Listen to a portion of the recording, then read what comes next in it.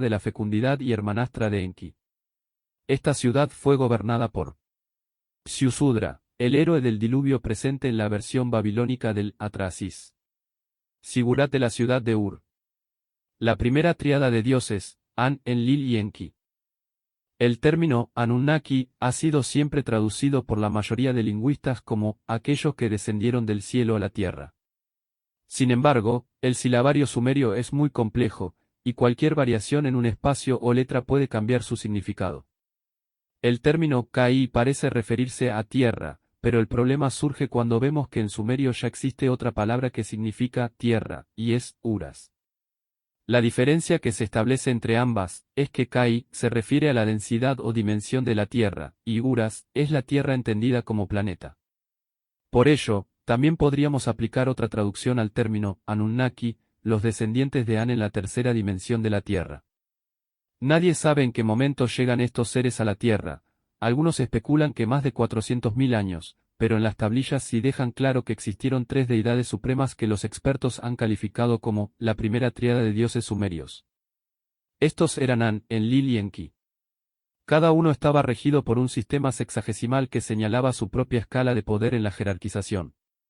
An era el dios supremo y máxima autoridad, y poseía el número 60, en segundo lugar estaba Enlil con el 50, y finalmente Enki tenía designado la cifra 40. Cada dios impartía su autoridad en sus respectivas ciudades y templos, y tomaban sus libres decisiones a nivel local, pero ante una toma de poder que implicara terceros, las decisiones se tomaban ante un consejo, donde deliberaban un total de 23 deidades sumerias. An es un término que se traduce como cielo, era el dios del cielo, rey del universo y padre de todos los dioses. Simbólicamente, las estrellas eran su ejército, y su templo principal estaba en Uruk, el Eanna, la casa del cielo. La invocación a este dios parecía más exclusiva de reyes y mandatarios que no de simples mortales, ya que otorgaba elevados poderes de gobernabilidad, siempre y cuando se le rindiera culto y veneración. En una tablilla leemos, en el cielo está Anu sobre su trono, revestido de todos los atributos de la soberanía, el cetro, la diadema, el tocado, el báculo. La consorte de An era la diosa Ki, en acadio, Antu. An tenía designada su propia región celeste en el ecuador, el llamado Sendero o Camino de An, y su símbolo era una estrella o una corona con 7 pares de cuernos. En algunos textos sumerios citan a An como el séptimo de los Usungal, lo cual indica que An pertenece a una especie diferente a los Anunnaki comunes. Usungal se traduce como magníficos dragones, y existen autores como el francés Anton Parks que consideran a An como un mandatario de la raza draconiana, Usungal, procedente de la Osa Mayor, que habría creado a Enki por medio de un sistema de clonación. Lo que sí queda claro en toda la mitología sumeria, es que An parece pertenecer a una raza o sector de poder superior al resto del llamado Consejo Anunnaki. Representación del dios, An, el padre de todos los dioses. Pertenece a una raza superior a los Anunnaki, llamada Usungal, magníficos dragones. El siguiente personaje que aparece en la escala jerárquica es Enlil, un término que se compone de la sílaba en, señor, y lil, viento o aire tormentoso. La traducción sería, el señor del viento o las tormentas. Pero la interpretación no es del todo acertada, ya que el término lil adopta un sentido más amplio que viento, puede referirse a aire, y no necesariamente a nivel atmosférico, sino que puede referirse a movimiento, y por tanto cabe la opción de traducirlo como el señor del aliento. Los textos describen a Enlil como un alto canciller militar, iracundo, radical y extremadamente impulsivo, que con su aplastante despliegue dialéctico consigue erigirse como un líder. Enlil posee el don del verbo, y no tiene rival. Por hábil que fuera el interlocutor, cualquier intento por rebatir sus argumentos, fracasa. Por ello, el señor del aliento, entendido como verbo, adquiere un gran significado que describe muy bien la capacidad verbal de Enlil. El símbolo de Enlil era una corona y 7 estrellas, que se cree indican las Pléyades. Los textos no aclaran si Enlil es hermano de Enki, o bien es su hijo. En unas partes los describen como hermanos, en otras Enki es padre de Enlil o viceversa. Pero este enigma tiene respuesta y lo aclararemos más adelante. Lo que sí parece vigente es que tanto Enlil como Enki son hijos de An. Pero el primogénito es Enki. Aún así, el heredero legal en la línea de sucesión no recae en Enki, sino en Enlil. Y este hereda el trono, el mandato divino de An, que le otorga el máximo poder para gobernar la tierra. Los textos describen cómo Enlil, que odiaba a los humanos, abrió las compuertas del cielo, para provocar un diluvio que acabara con los hombres, tras lo cual convocó una asamblea para dividir la tierra en 4 continentes y hacer un reparto de cada región para cada uno de los dioses. Enlil se apodera de Asia, Mesopotamia y Europa. Entretanto, sus hijos también heredan tierras. Ninurta hereda a Siria, Ilam y Persia. Y su otro hijo varón Iskur, se queda con Asia Menor y las islas del Mediterráneo. Mientras que Enki deberá conformarse con África. Representación de Enlil. Enlil es descrito con una apariencia arrolladora, como un toro que embiste, su voz es ronca y profunda, y su altura es la más imponente de todos los dioses. Un dios guerrero, con una destreza y una fuerza implacable en la lucha. Las tablillas relatan que cuando Enki crea a los cabezas negras, humanos, Enlil los consideró una aberración desde su creación misma, adoptando una actitud de desprecio y crueldad contra ellos que le condujo a 3 intentos por aniquilarlos. Enlil adoptó diferentes nombres en función de las culturas que fue gobernando. En Canaán, Siria y Palestina le veneraban como el Dios, y fue justamente el primero en autoproclamarse en sentido monoteísta de Dios absoluto. Con esta misma premisa se presentó Enlil como el Elian o el Shaddai, atributos concernientes a su poder de soberanía, a los patriarcas hebreos Abraham, Isaac y Jacob. Cambiando luego el nombre por YHWH, Yahvé, el Dios creador del universo, cuando se presentó a Moisés. De hecho, en la mitología sumeria, Enlil estaba asociado al signo zodiacal de Tauro, y precisamente cuando pasó a ser él, como dios semítico, era representado como un toro. El clan de Enlil venía simbolizado por una cruz de 8 puntas, la cruz de Malta, que representaba a los caballeros de Jerusalén, adoptada luego por diversas órdenes de caballería. Enlil /diagonal Yahvé fue un dios cruel que exigía sacrificios en masa, primero de animales, luego, bajo la excusa del castigo, de seres humanos. Yahvé envió una epidemia a Israel, desde aquella mañana hasta el tiempo señalado, y murieron 70.000 hombres. Llegó a establecer leyes como, si la hija de un sacerdote se prostituye, será quemada viva. Si alguien tiene un hijo rebelde que no obedece ni escucha cuando lo corrigen, lo sacarán de la ciudad y todo el pueblo lo apedreará hasta que muera.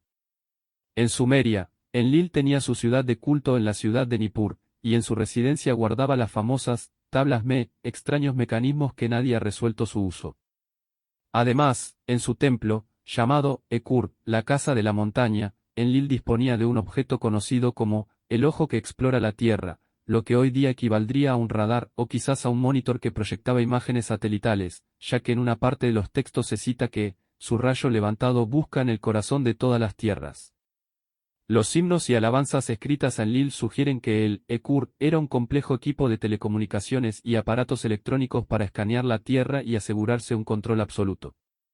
Su lugar en el cielo era conocido como el Sendero de Enlil, al norte del Trópico de Cáncer. El último dios de la tríada es Enki. El término se traduce como el Señor de la Tierra. Pero fue más acertado el posterior nombre que le otorgaron los acadios como Ea, el Señor de las Aguas, ya que este dios estaba asociado a los mares y los ríos. Incluso su representación era la de un hombre barbudo con larga túnica y sombrero con cuernos, de cuyos hombros fluía un chorro de agua arrastrando peces. Todo un arquetipo del signo zodiacal de Acuario. A Enki se le asocia con el mito de Oans, el hombre pez, que emerge de las aguas del Golfo Pérsico y junto a los 7 sabios del mar instruye a los hombres en las artes, la agricultura, la matemática, etc. Además, los textos parecen sugerir que Enki encarna el elemento agua en todas sus vertientes, incluso como un experto navegante, y en lo que hoy denominaríamos ingeniero marítimo, especialista en reconducir ríos para abastecer de agua a las zonas habitadas. Su título de Señor del Apsu, o Lugal Apsu, le lleva a ser el amo de llaves del Abismo de las Aguas, ubicado bajo su propio templo en Eridu. También era conocido con el nombre de Lugal y de Dueño del Río. Representación de Enki. Enki era básicamente conocido como el dios de las artes y la sabiduría, cuyo símbolo eran las 2 serpientes enroscadas del posterior caduceo, que pasó luego a simbolizar la medicina. Y es que la sabiduría de Enki abarcaba muchas áreas, pero la principal era la medicina y la genética. De hecho, era también llamado Nudimmud, el clonador, el más brillante genetista de los dioses, al que acuden todos para resolver cualquier problema de difícil solución. Pero sobre todo, el único capaz de diseñar vida, ya que la tradición sumeria le atribuye la creación del hombre por medio de una hibridación con los homínidos. En el texto sumerio Enki y el orden del mundo, datado del 1900 AC, leemos, primogénito de An, héroe por virtud propia, padre Enki, engendrado de un toro, simiente que el toro salvaje ha hecho nacer, gran dragón, con residencia en Eridu, cuya sombra recubre cielo y tierra. Enki, señor de la abundancia, exorcista de los Anunnaki, él ha establecido en la tierra la palabra verdadera, sublime, que fija la gran columna del cielo y tierra. Enki, cuyo ojo solo agita el corazón del país enemigo. En las tablillas se describen los constantes conflictos entre dioses y hombres. Pero la rivalidad entre Enki y Enlil es legendaria. Una pugna que se origina desde el instante en que Enki crea al ser humano por requerimiento del Consejo Anunnaki, ya que exigen mano de obra para levantar las grandes ciudades mesopotámicas y desviar el curso de los ríos Tigris y Eufrates. Enki crea al hombre como raza esclava, pero con el tiempo se encariña con sus criaturas, a las que inevitablemente considera sus hijos, su prole. La fuente del conflicto alcanza su cenit cuando los hombres son tratados como bestias de carga, tal como indica el término Adán o Adapa, animal o bestia de carga, que sería el primer hombre. Enlil detesta a estas criaturas, considera que son ruidosas, huelen mal, copulan noche y día, y dan muestras de una inteligencia que no corresponde al objetivo de su creación, que es la esclavitud y la sumisión. Los hombres se quejan, murmuran, se rebelan, y Enki les escucha y otorga derechos. Es por esta razón que la mitología de Enki le acompaña desde siempre como el dios protector de la humanidad, que a lo largo de la posterior fundación de las siguientes culturas, vemos reflejada la estela de Enlil intentando explotar al hombre y Enki luchando para tutelarlo. Enki, el dios incestuoso. Enki presenta muchas bondades, y casi todos sus actos tienen muchas luces, pero también tiene sus sombras.